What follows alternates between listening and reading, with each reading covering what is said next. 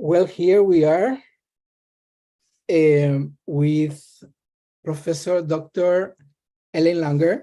It's always an honor, as you know. You are my heroine in many Thank you. ways, but for people that are tapping into you for the first time, I always like to introduce you as what you are: is mother of positive psychology, mother of mindfulness, and the first women with a tenure at Harvard University in psychology. So if there is somebody that can really see light, a bit of light, with a mindful mind about what we can do when we feel stress, when we feel disconnected from our body, from when we see our mind wandering and worrying about everything going on. And actually, when we are facing trauma, real trauma and suffering, what do we do? So it's a big deal that we are facing in many, many places around the world. And actually, this conversation is now live in social media, multiple channels. We invite everybody watching to ask questions as well, because I will be tracking them and bringing them to Ellen. But what do we do? What do we do with stress? What do we do with our mind? Can we be really mindful at all? Is that the question you're asking me? Yes, Okay, please. so I say yes. and now we're done. Yeah, I think probably it's important for people to understand what I mean when I say being mindful. And I've been studying this, as you know, for like 45 years, so for a long time. First of all, it turns out that almost all of us are mindless almost all the time. And the thing is that when you're not there to know you're not there. So you can't become mindful just by saying, let me be mindful. And people give us instructions like be in the moment. And that's sweet, but it's ineffective because, again, when you're not there, you can't be giving yourself any instruction. The way to be there is so simple, Luis. It almost defies belief when we talk about the outcomes, the things that follow from this way of being. All you need to do is actively notice new things about the things you think you know. And then you come to see, gee, you didn't know them as well as you thought you did. So then your attention naturally goes to them. That everything is changing. Everything looks different from different perspectives. So as soon as we think we know, we're holding it still. Right. And then we confuse that stability of our mindsets with what's really going on. So when you're actively noticing new things, the neurons are firing, and the research shows that it's literally and figuratively enlivening. When you're noticing new things, you have all sorts of opportunities and choices to which you would otherwise be blind. And this very simple process, 45 years is a very long time. So I've had a chance to put in many measures to see what happens when you're more mindful. So in early studies, we take older people, we make them more mindful, they live longer. When you're mindful, now you have choices. Now you can see anything from multiple perspectives. And so you become less evaluative, less judgmental, and your relationships improve. You're happier. You can't be mindless and happy. If you're not there, you're not experiencing anything. And one of the things, since we're talking about you as the big cheese of the World Happiness Foundation, happiness is not inconsequential. My research that hopefully we'll get to makes clear that our happiness is not just a nice thing, but is crucial for our physical health as well. But the way to be happy, when you're actively noticing, you're engaged. And when you see people who seem to be enjoying what they're doing, all they're doing is noticing. The other day, somebody asked me something, and I was reflecting on the Birdman of Alcatraz. So I don't know much about the Birdman of Alcatraz. I don't know if your listeners do, but we have this man who is incarcerated. And you can imagine life in just a very small cell, but it has a little window. And all of a sudden, a pigeon came, and he started noticing things about the pigeon. And then another pigeon came, and he became excited and happy, even though, he was confined to the prison cell. As Tennyson said, walls do not a prison make. We imprison ourselves by thinking we know. So I often start lectures this way. So let me put you on the spot, Lise. One of the things that people think they're sure of, they know this better than anything, is how much is 1 + 1? Okay, you know the answer because you've read my work, but dutifully, and because you're so sweet, you're going to say 2. Yeah. Turns out this thing that we all know, we're sometimes wrong. If you add 1 wad of chewing gum plus 1 wad of chewing gum, 1 + 1 is 1. You add 1 pile of laundry plus 1 pile of laundry, 1 + 1 is 1. You add 1 cloud plus 1 cloud. So in the real world, 1 + 1 doesn't equal 2, as or more often as it does. Okay, so now imagine, this is very unlikely, but after we finish talking today, someone says, Lise, how much is 1 + 1? So rather than mindlessly answering 2, you're going to pay attention to the context. Why is he asking you that? And then your answer would be, it could be 2. All right. And it's a very different life. If you presume that you don't know, many people get scared thinking, I don't know, I have to pretend. Nobody knows. All right, so you make a universal attribution you can't know. And now what that means is that everything becomes new and potentially exciting. Anything you thought you couldn't do, you have to realize there's no way of knowing whether or not you can do it. And where to go after that? It's just when you're experiencing unhappiness, stress, any of these things where people just want to spend the day in bed, is because they're being mindless. So let's take stress, for instance. And by the way, I think that stress is the biggest killer. Okay. Years ago, a few decades ago, the medical world, following the medical model, believed that the only way you were going to get sick was if you introduce an antigen. Okay, so it's nice to be happy. Everybody always thought that, but it was irrelevant to your health. Now people often talk about mind-body connection, and that's one step closer. That's not what I'm talking about. I'm talking about mind and body are one thing. And they're just words. So we put them back together and it's one thing. Then wherever you're putting the mind, you're necessarily putting the body. And we have so many studies that I report in the Mindful Body, Thinking Our Way to Chronic Health, that supports this idea. The very first one was the counterclockwise study. In this study, we took old men and had them live in a retreat that we retrofitted to 20 years earlier. So as well as we could make it, they're being who they were 20 years ago. They're talking about past events as if they're just unfolding now. All right. In a period of time less than 1 week, these are old men. Their vision improved, their hearing improved, their memory, their strength, and they look noticeably younger. If you want more information on this, Luis, you can watch The Simpsons Go to Havana. They actually talk about the study. Right. So that was a long time ago. So now we have so many new studies. The next one, and that's it, and I can't go through all of them clearly, but just to give your listeners a taste, we did a study with chambermaids. Well, it turns out chambermaids don't realize that they're exercising, because exercise, according to the Surgeon General, is what you do after work, and they're just too tired. So what we do is we take these chambermaids, give them lots of measures, we divide them into 2 groups, and we teach one group, your work is exercise. Making a bed is like working on this or that machine at the gym. Okay. Now, we take lots of measures again at the end. They're not eating any differently. Those who now see their work as exercise, they're not working any harder, any less hard. On all those measures, they're the same. However, those women who now saw their work as exercise lost weight. There was a change in waist to hip ratio, body mass index, and their blood pressure came down just by changing their minds. We have studies with people who have type 2 diabetes. And you might think that your insulin level is going to follow real time. What we do is have them in front of a clock that's rigged. So it's going twice as fast as real time, half as fast, or real time.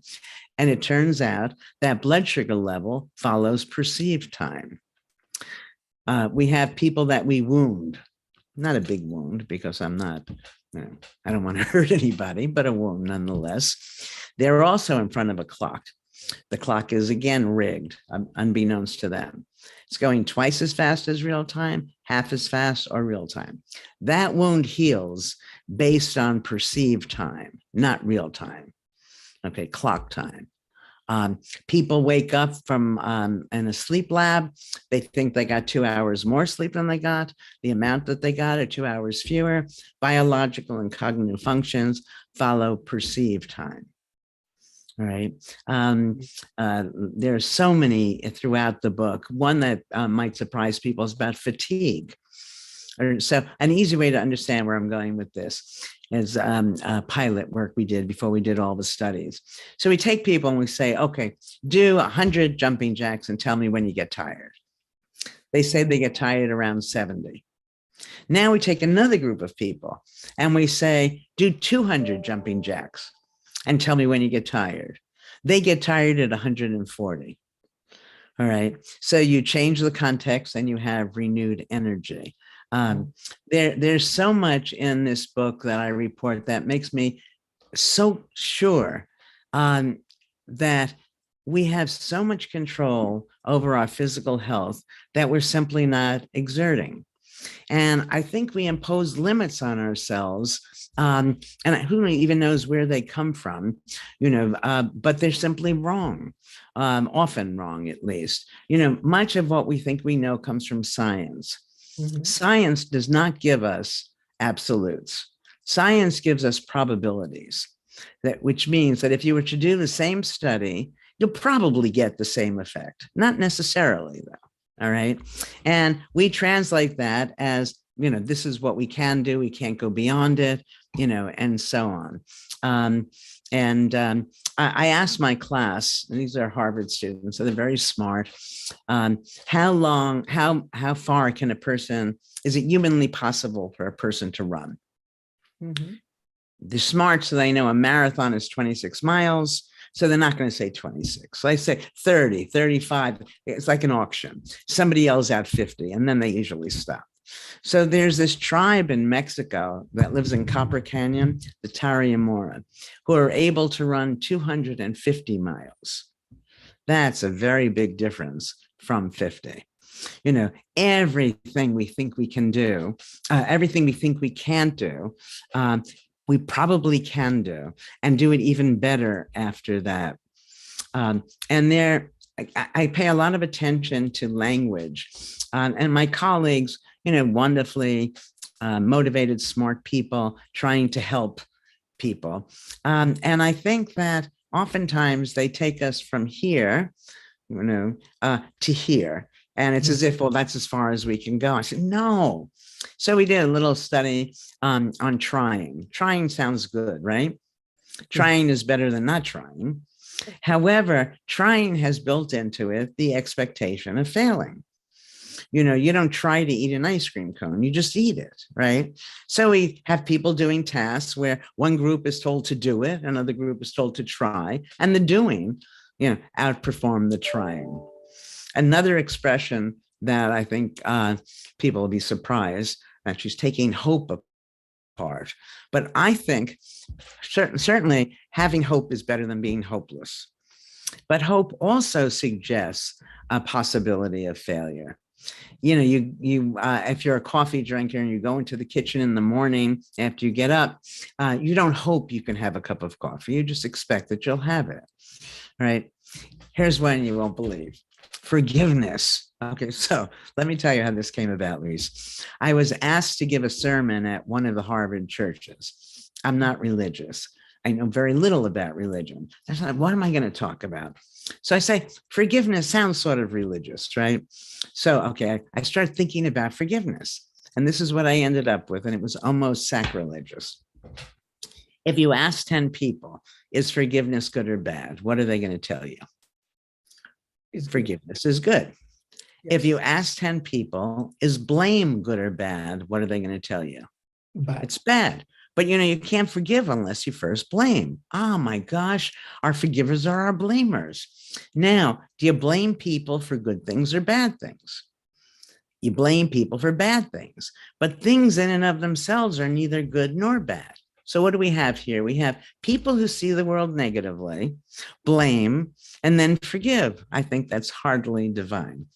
And the alternative to that is to recognize that yours and other people's behavior makes sense from their perspective, or else they wouldn't do it. No one wakes up in the morning and says, today I'm going to be a bigot, clumsy, and stupid. So when we call people by these names, what we're doing is being mindless.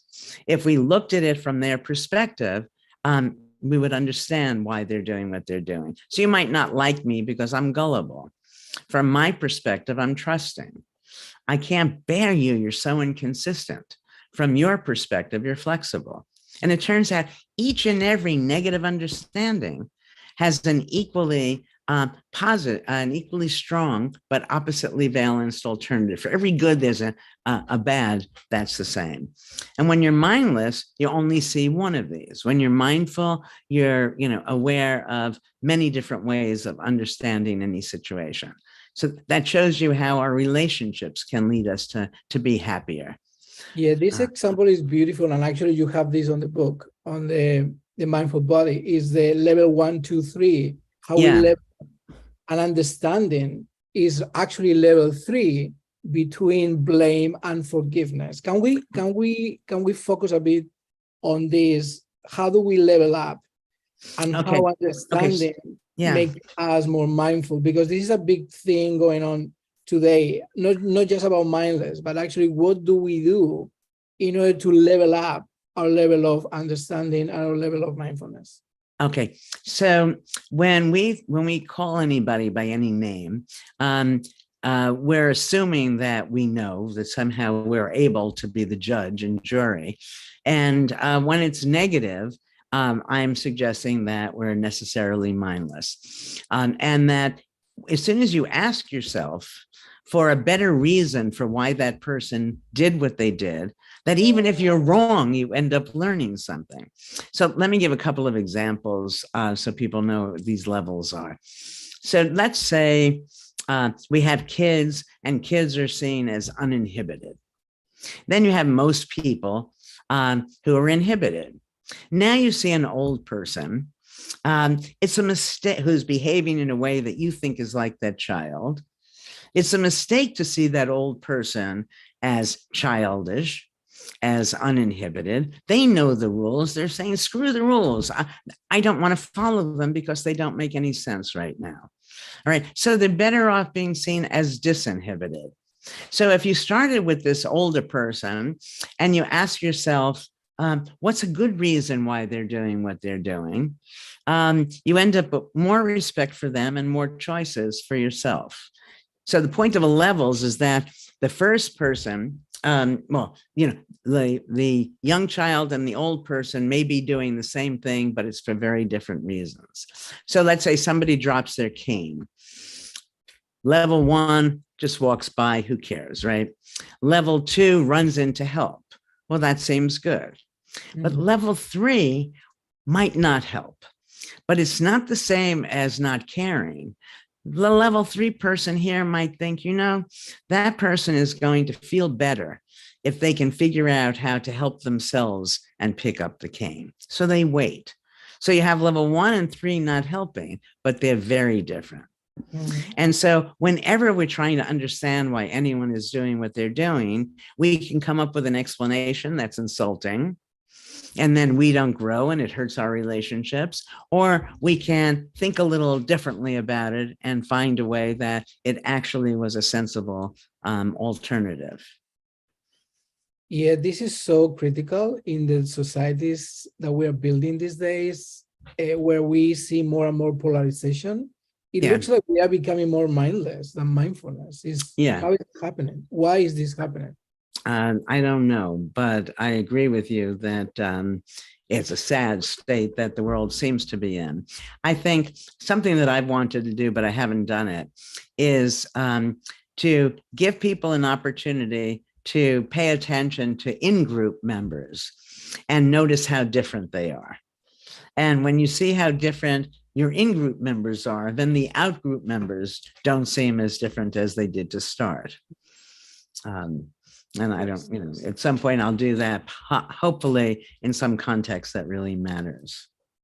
So what is your advice for somebody who wants to go deeper into becoming a mindful person? What do they have to do? Yeah, well, it's interesting. Mindfulness, as I study, it's not a practice. This is very different from meditation. Meditation is great, but it's just separate. When you meditate, you take yourself out of the world and you sit quietly for 20 minutes twice a day and so on. And that is a practice. Here, you're throwing yourself right into the world. It's a way of, it's sort of a way of understanding the world that's very different. Once you make the change, once you realize you don't know, that's the key, then everything becomes exciting and interesting. And so how do you make that change? The first thing you can do is look at a person, if you're living with them, and notice 3 new things about them. And what will happen is you'll notice them, the person will feel seen and cared for, and the relationship almost instantly improves. Walk outside. You just ask yourself, for whatever you're doing, how else might you do it?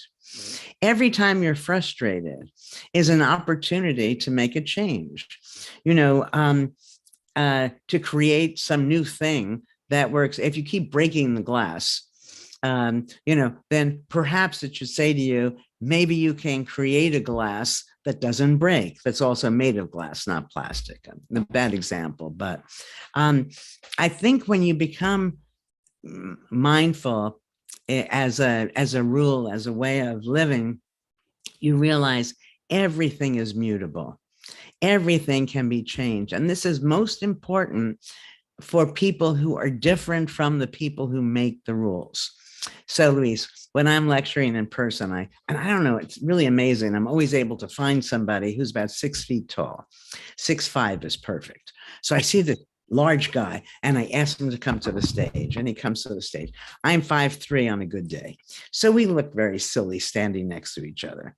Then I ask him to put his hand up, and I put my hand next to it. His hand is 3 inches larger. And I simply raise the question, should we do anything physical the same way? Because it seems crazy, right? Well, if he made the rules, people like him, this is how you hold a tennis racket, a golf club, whatever it is, that I am not going to be well served by doing that. I need to find my own way. And when, and this is not just about how to hold a golf club, it's with everything, that every single thing that was at one point a decision. Somebody decided it should be that way. The chair should be this high. The ceiling should be this low. These are the courses you should study in school. These are the things you should memorize, whatever it is. Somebody decided. And for something to be a decision means initially there had to be uncertainty. If there's no uncertainty, there's no decision. And so when you recognize that, well, it was just somebody who decided this, person who's probably not even alive anymore, why do I need to keep doing it that way? And then you make changes. One of my favorite examples, maybe it's a favorite just because I keep saying this, it's probably boring to people already, but nevertheless. So when you play tennis, you have 2 serves. Well, this certainly was not handed down from the heavens. Could you imagine? And God said there will be 2 serves. Of course not. It's ridiculous. Somebody decided. Okay. It doesn't work for me. I play doubles a lot. I throw the ball up. I kill it. It doesn't go in. Now I have a little wuss follow-up serve. Boy, if I ruled the world, we'd have 3 serves. The first one I kill, it doesn't go in. The second one, I have some practice now, and I'm learning, and it's more likely to go in. So if I had made the rules, or somebody more like me, I would be a better tennis player. Okay, so I don't feel bad about my tennis, that I'm not spectacular. I still have fun as I'm doing it. And you need some rules. If we're going to have professional sports, where people are watching, we have to decide what those rules are going to be, but people need to understand for all rules, they were put there by people to serve their needs, and they may or may not serve ours. And when they don't, we should make changes. When I gave my first lecture way back when I was young, and I walked into the room and the chairs were very far from the stage. And I knew that was going to make me nervous. So I moved the chairs, Now, many people would think, well, there is the way, it is the way it is for some reason. And I ignored that. And then I felt better, so you need to understand what makes you feel good, and then try to arrange the world to enable you to have that good feeling. I love the analogy with tennis. I love tennis. Oh, good. We should play sometime. Oh, we have to. But I have the best. Okay, so this is interesting too. I have the best drop shot, and from the service line. Now, I had been criticized because my drop shot was very risky. Okay, so then Serena Williams comes along, and she has, obviously, it's at a whole different level of expertise. She has the same drop shot, and now it's okay. So people, you need to pay attention to these things. So when people say that's not the way to do it, you say, who says so? In fact, the mindful body, at one point, I was going to call it Who Says So? And at another point in time, the title was Why Not? Which is not dissimilar from Who Says So? That we can control our competence, our happiness, our physical well-being in ways that most people cannot even imagine. Yeah. So building on tennis, now in Miami, I play beach tennis, and there is only one serve. I didn't know that. Yeah. Yeah. So that's very interesting. I never played beach tennis. Oh, when you come to Miami, you have to try. Okay, I'm going to come. Sure. Yes, you have to. Okay, can we build a bit on this? Because you say, well, some rules are created by somebody. But what about if we are born into systems where rules are so strict and they are so biased that doesn't allow us to flourish, to grow, or to get into our full potential? Can we be mindful in that situation? What do we do? Sure. I don't think we want to flaunt the rules, that if you're in a totalitarian country, doing so could be very costly.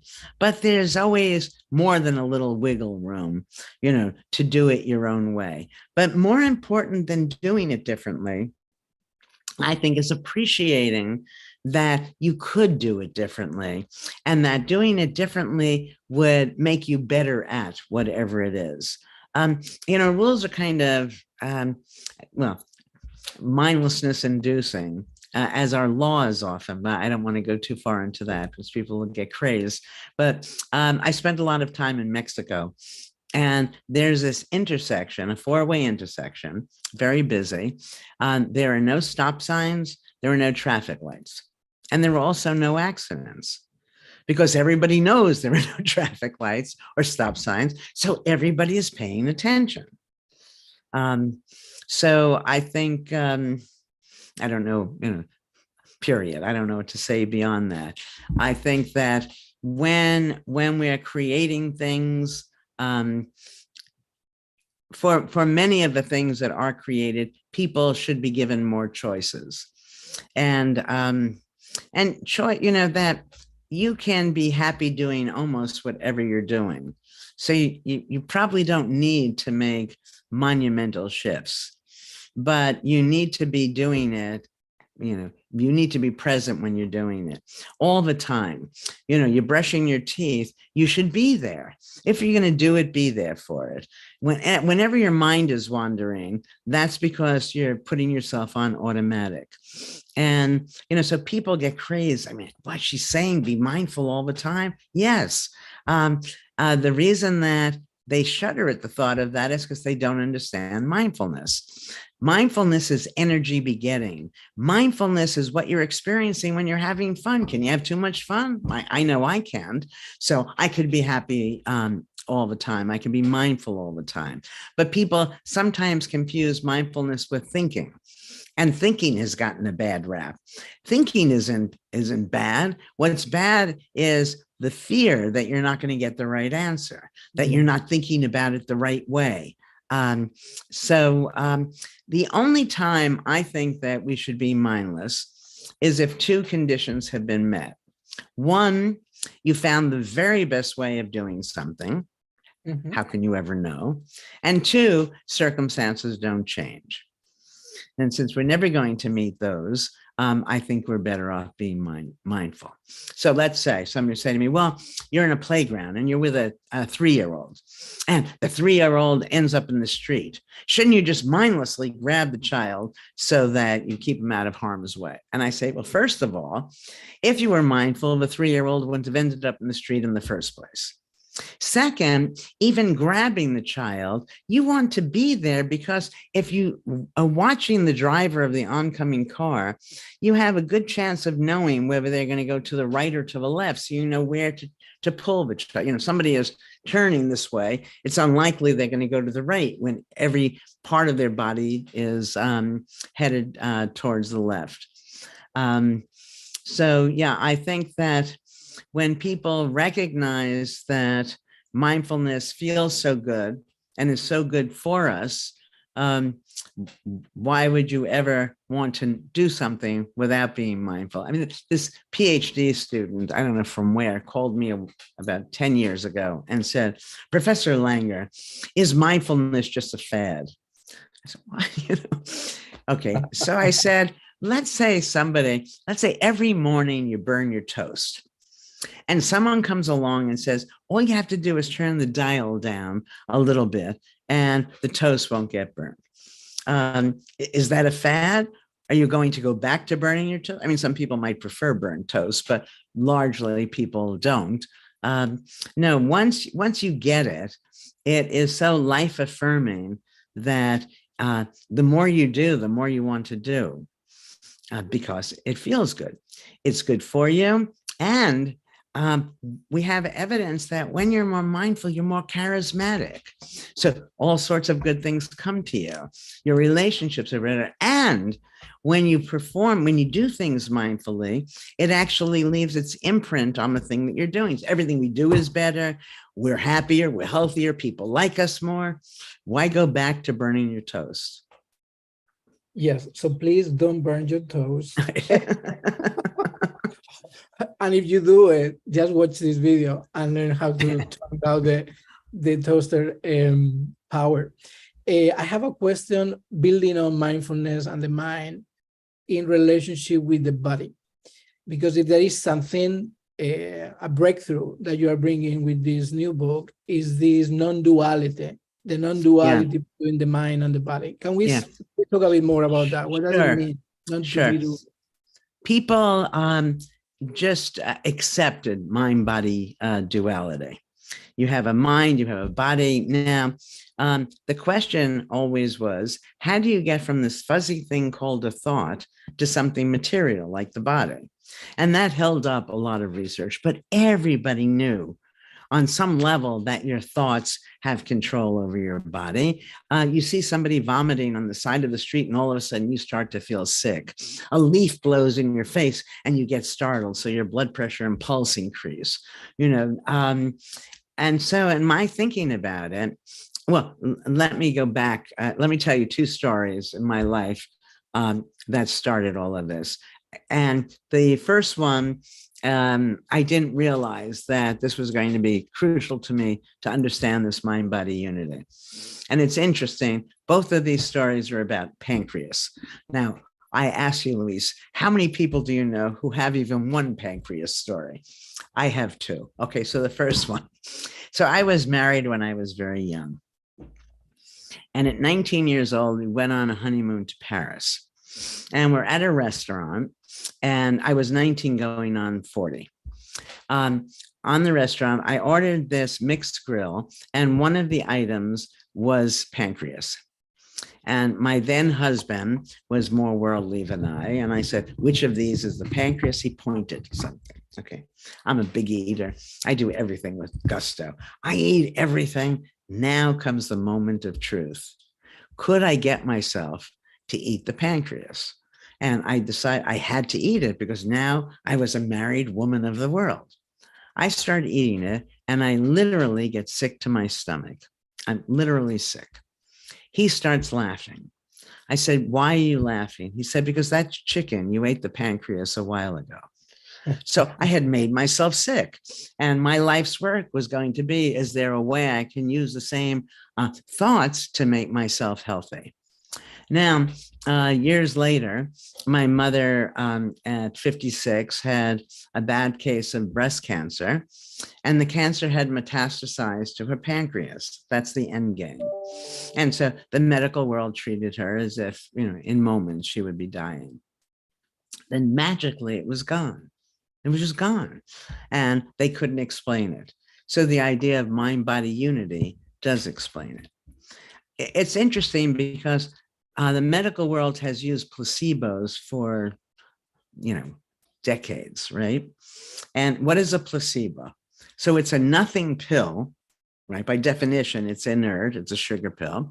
And yet you take this pill, you think it's something, and then it does its magic. So it's not the pill, it's that we are doing it. And so the medical world hasn't thought about it, but has known on some level that we can control all of these illnesses. Not every single illness, but and placebos are effective for almost everything. And so again, the placebo can be explained just like spontaneous remissions. We put the mind and body back together. The question of how you get from the thought to the body goes away because it's just one thing. And, so the idea, I'm not saying things are not happening, as my colleagues would ask, under the hood, in the body. What I'm saying is they're happening more or less simultaneously. I raise my hand and every part of my body, my brain, my liver, everything is now different. All right. And so when you see that your thoughts have that much impact over not just your happiness, your competence, but your actual physical being, it becomes pretty exciting, or what is to me at least. Oh, it's incredibly exciting. You talk a lot about the power of perception, how we perceive things.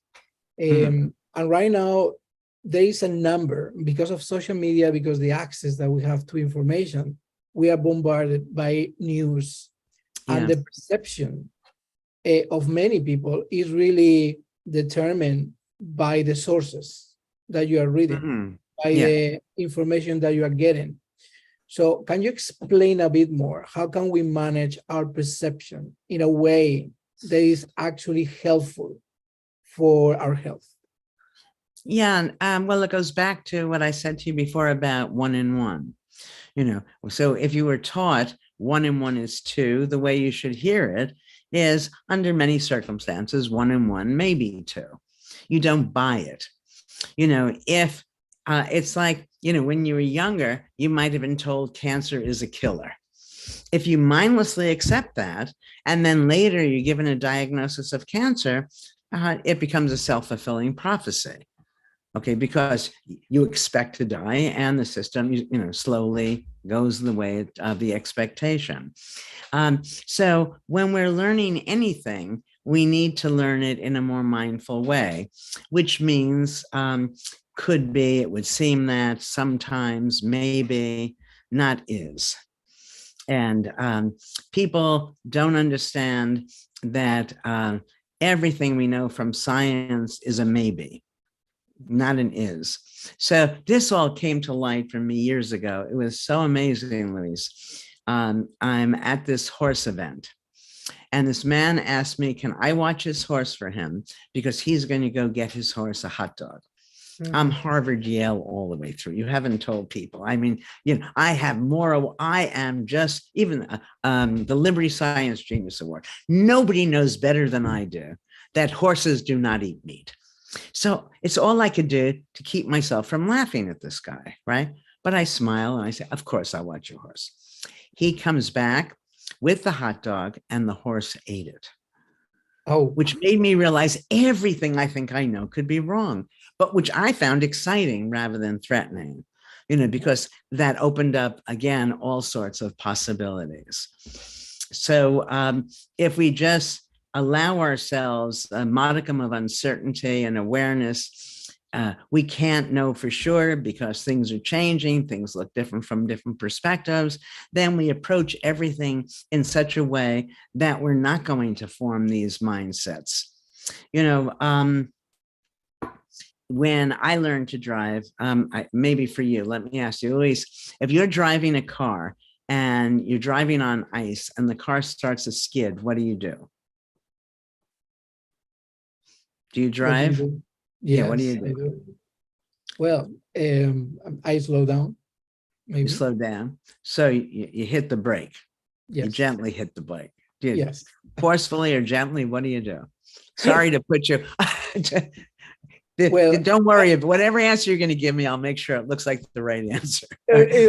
Let me not ask you. Okay. So if everybody Is this who's on listening, ice? Oh no. Yes, it depends. if everybody who's listening asks their grandparents, okay, you're driving on ice and the car starts to skid, what do you do?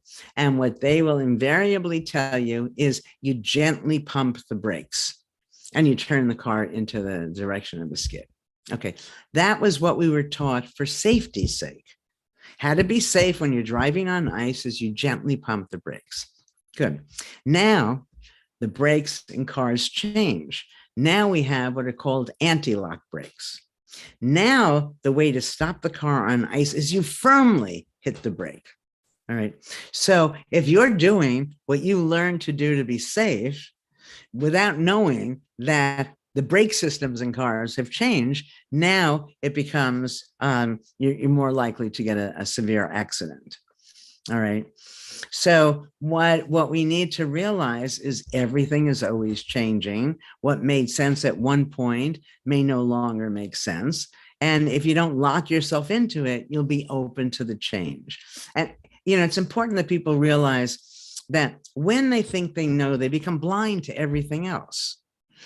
So this looser vision of the world, in some sense, makes apparent opportunities to which you'd otherwise be blind, and you avert the danger not yet arisen.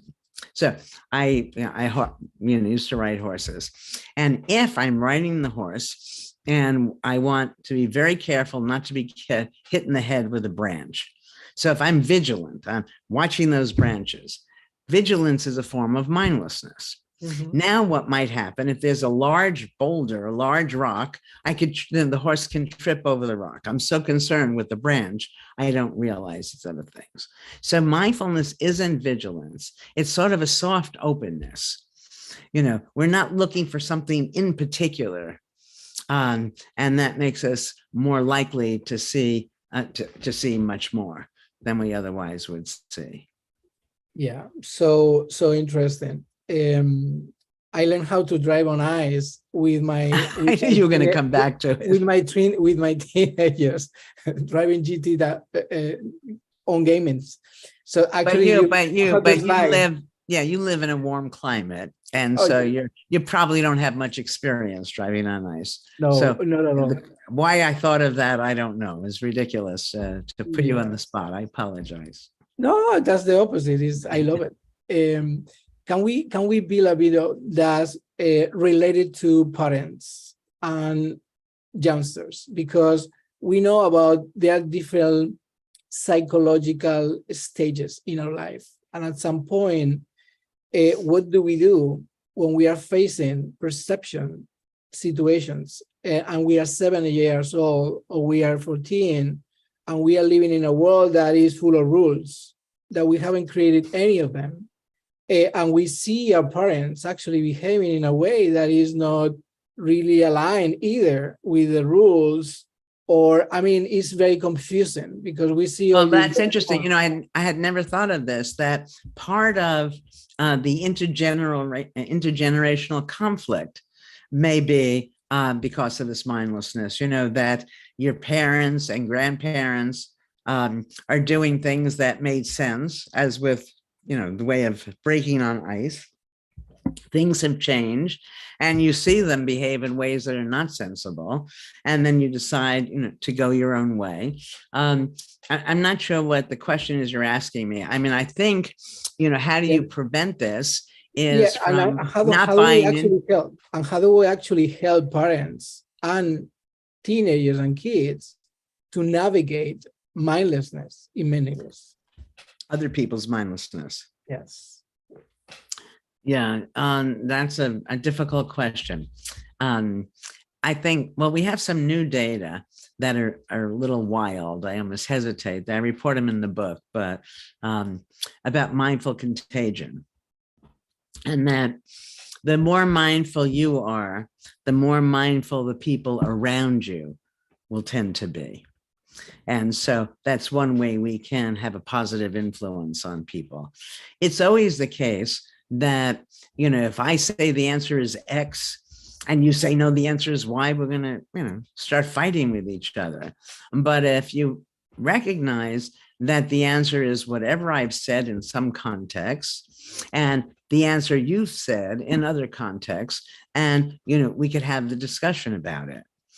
So it's not a matter of one person being right and the other person's wrong, that everybody's understanding made sense when they first learned it. If they freeze their understanding and things are changing, they're going to look wrong. But I think if we just start appreciating each other and recognizing that the differences we see among us make sense, rather than, one of us is smart and the other stupid, or whatever negative terms we're going to be using. Now, you don't talk about your parents and grandparents that way, but about outgroups, we certainly do. When you see somebody do something, it's a mistake to think why they're doing it. There can be many reasons why they're doing it. And if you generate multiple reasons, first, your neurons are firing, you're going to light up, you're going to be more attractive, it's going to be good for you. But it's also the case that it's going to help you in the interaction with that other person, rather than just assume most people suffer from what's called a naive realism, which is the way I experience it is the way it is. And I have a dear friend who her body temperature is just different from mine. And I say I'm cold. She said, you can't be cold. It's warm in here. But I'm cold. So that's an example. She knows because she's not cold that it can't be cold, rather than realize that we're all different, and that we should perhaps take people at their word a little more readily. I have your book in front of me. I love it. And there is one line that is referring to the embodied cognition. So what you say is, if mind and body are one, we can do more than change the body by changing the mind. We can change the mind by changing the body. How do we do it? It's just one.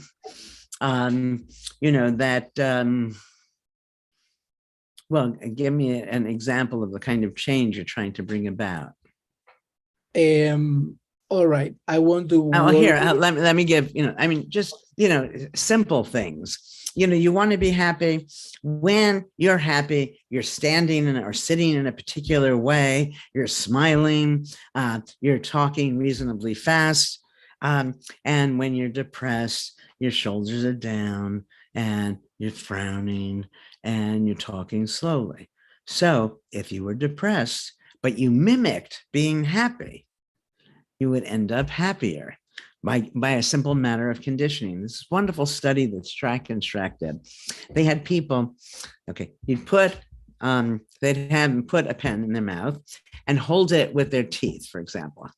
Your teeth, and then your muscles that are related to smiling are activated, right? Or if you hold it with your lips, that mimics frowning, right? So they have people who have no idea what the study is about.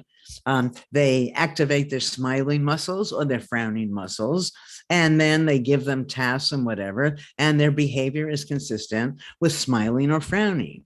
even though they were feeling fine before they put the stupid pencil in their mouth. All right. So if we do what is usually successful for us, and we have the common a culture that teaches us this, whistle a happy tune, and it works. That once you can take any situation and look at how it's awful. And the smarter you are, the more creative you are, the more awful you can imagine it. But you can take the same situation and look at it in this more positive way. One isn't right and one isn't wrong, but one makes you feel good and the other doesn't. And when you're aware of that, then you get to choose. People are brought up in this world, I think, almost told explicitly that stress is just something you're going to have to take. The world is stressful. Work is stressful. I don't think so. And I don't think it has to be. Stress is a function of our views. We open up and take a more mindful view, the stress dissipates. When you're stressed, you believe something's going to happen.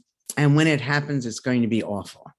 So we could attack both of those. First, give yourself 3, 5 reasons why it won't happen. Okay, you immediately feel better because this thing was definitely going to happen. Now it may or may not. Then is the fun part, is to assume it does happen. And how is that actually a good thing? I think it was Mark Twain who said, almost everything we worry about never happens. So even if as a rule, we thought of the last 5 times we were really stressed, and how did it play out? You didn't fail the test. She didn't leave you. You didn't get fired, whatever it is that people worry about. But let's say you did get fired. Well, so what does that mean? To spend 40 hours a week doing something with people who are not appreciating you, it seems to me terrible. It's a blessing that you're not there any longer. Same thing with a relationship. What if he leaves me? What if she leaves me? That a relationship takes 2 people. If one of you isn't there, it's not a good relationship. And you're better off out of it, where you can then eventually get a healthy relationship. So people are scared of change. And it's because they don't realize everything is changing all the time anyway. And it's our minds that are holding it still. So powerful. Yes. I do this thing when telling people that they can't predict it. I do this as a thing in class, a decision-making class. And I say to my students, I have been teaching a version of this course for 40 years. I have never missed a class. What is the likelihood I'm going to be here next week? Okay, so again, these are Harvard students. They say bizarre things. 97%. How could you, what kind of calculation? Right, 98%. Essentially, they're all saying, I will definitely be there. I say, okay, now let's go around the room and each of you give me a good reason why I won't be there. And it's interesting. Always the first person says, you've always been there, you deserve the time off. The next person says the car gets a flat tire. Your dog has to go to the vet. So we get 15 good reasons why I won't be there. And then I say, now what is the likelihood I'll be there? And it drops from 100% to 50%. We cannot predict going forward. Stress requires prediction. We're predicting that something is going to happen when we have no idea what will happen. And if we know that we can see whatever has happened in multiple ways and ways that make us feel good, we don't have to be afraid. To me, okay, I love talking to you, Luis, but let's say it turned out to be terrible. It's not going to be terrible. All right. There'll be some advantage to it. If you and I go out to eat and the food is good, wonderful. We go out to eat and the food is awful, wonderful. I'll eat less. It'll be better for my waistline. I'll pay more attention to the conversation rather than the food. There are always ways of understanding what's happened. Now, there are so many dreadful things happening in the world now. Somebody might say, well, you're saying that people dying, and that's not the life that most of us are experiencing. But for the things that most of us experience, and if we just say to ourselves, is it a tragedy or an inconvenience? We can see that we don't have to be so afraid of this or that outcome. I tell my students, If you flunk a course, your life is not going to be different. I mean, it's hard for them to imagine, and one can be successful if they go to graduate school, if they don't go to graduate school, if they become a ski bum, or what are you, a surfer because of your part of the world. That the things that we all seek are not a function, are not limited. It's not zero sum. I can win, but if I win, you lose. We can both win. All we need to do is respect that our decisions make sense, or else we wouldn't do them. Open up our minds to see the multiplicity of virtually everything, which gives us real choices. And in doing all of this, we just end up happier. The essence of being happy is just mindful notice. It's engagement. And it's easy. Luis, you've never visited me here. I wish you would. But if you came, you wouldn't have to practice being mindful. You'd be curious. You'd look, what books is she reading? Oh, those are some of her paintings that are hanging up. You'd see, am I messy or I'm not? That it's not hard. It's just the essence of what we do when we're having fun.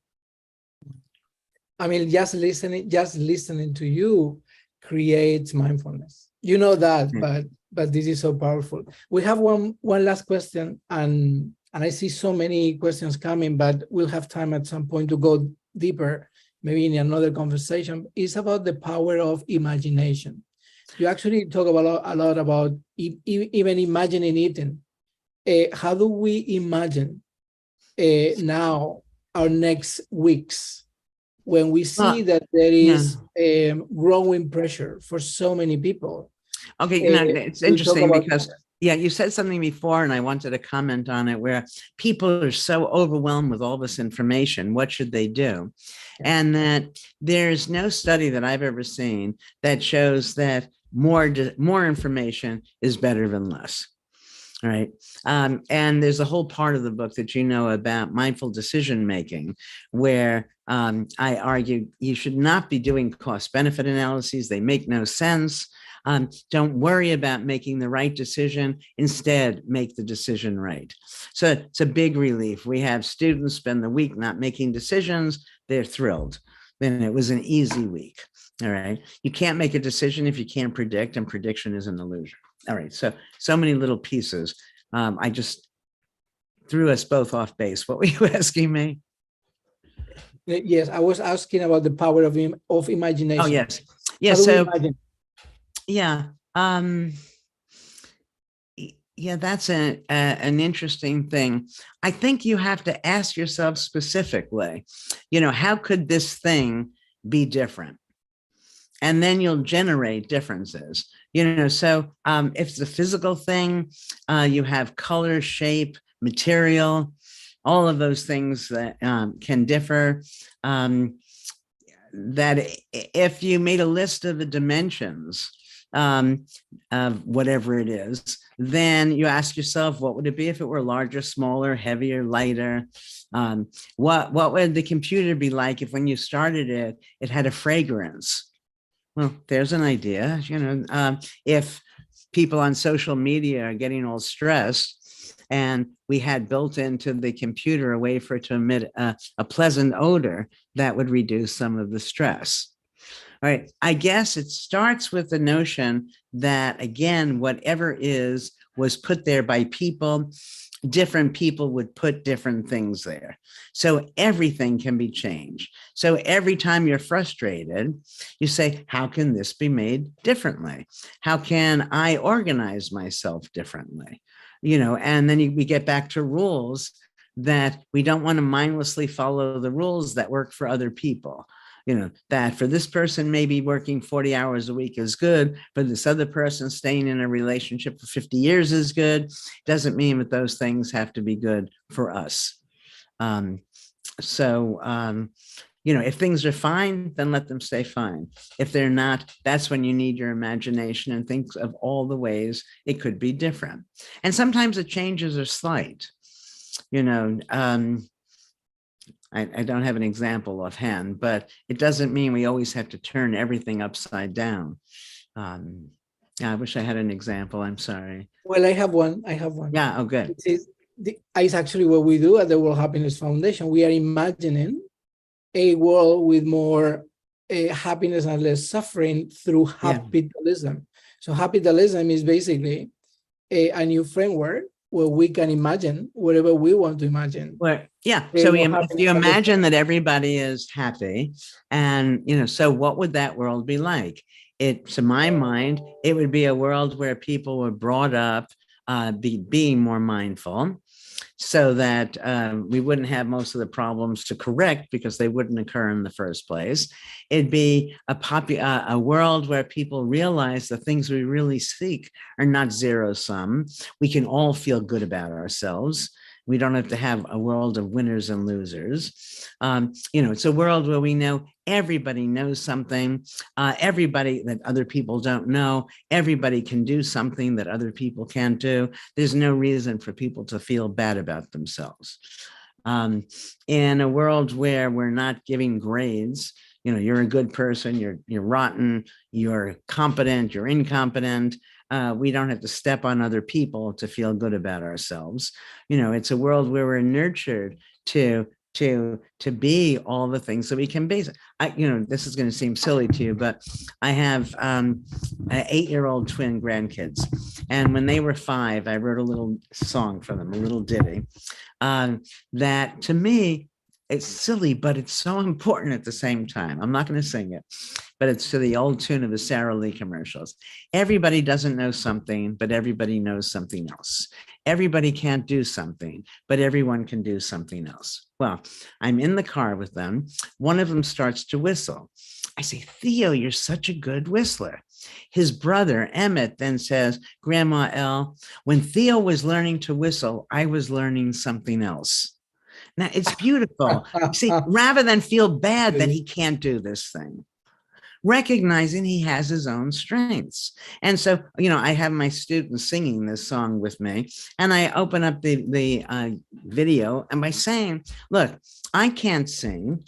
There are many things I can do. Singing is fun. Why shouldn't I sing? And then I sing. People hear that I can't sing. But, we don't have to be evaluating ourselves at every minute, comparing ourselves mindlessly to other people. And so I think in this world that hopefully you and I are adding to at present, but will create for the future, many of the ills that exist today wouldn't even come to mind in the first place. That leveling up, you would immediately just assume that that person's behavior makes sense, and you wouldn't be inclined to make them feel bad about themselves. When I was growing up, I must have been sick the day they taught envy. I don't remember ever envying anybody. If you can do something that I can't do, so we're playing tennis, and you've got a wonderful serve. So I'm not going to envy your serve. I'm going to watch. I'm going to ask you, teach me how to serve. So things like envy, again, start off with us believing that we can't. Once you know you can do it, if you just learn how, then you don't have to envy anybody else for being able to do it. When you notice all the people with all this money, so many of them are not happy. And as the Beatles said, money can't buy you love. So that the things that we want in life are not zero sum. We want to feel good about ourselves. We want life to be exciting. We want to feel that we can be engaged and respected by others. And I think that that's readily available to all of us. Well, I want to live in that world with you and with all this amazing community that we have of chief well-being officers, of people who are really working at so many levels to bring a little more of light and wisdom. And you are definitely our lighthouse for many. Thank you, Louis. So thank you so much. It was amazing having this Saturday time shared with you, and thank you for doing this for so many people who really need to have that light coming from somewhere. Thank you, Alan. Thank you for giving me the opportunity. It's always nice talking to you. Thank you. Take care.